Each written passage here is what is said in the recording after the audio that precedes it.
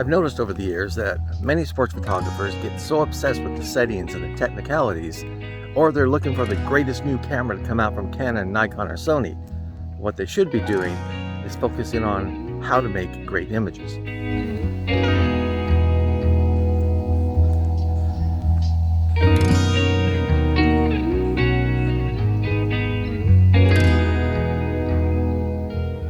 When it comes to sports photography, well, the settings are relatively easy depending on what you're trying to accomplish. Shutter speed, high enough to freeze the action. Aperture, wide open, let as much light in as you can. ISO, set so you get proper exposure.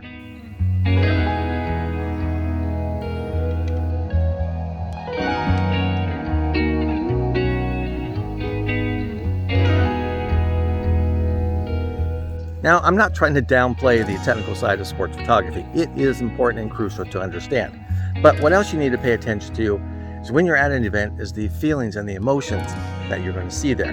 So when I'm at an event, not only do I pay attention to the athletes on the field or on the court, I also pay attention to the spectators, fans, coaches, parents, grandparents, everybody, because all that is where the emotion comes from.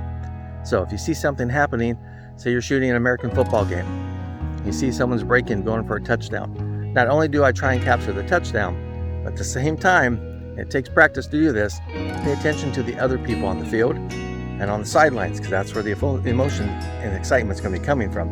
You want to make sure you can capture that as well.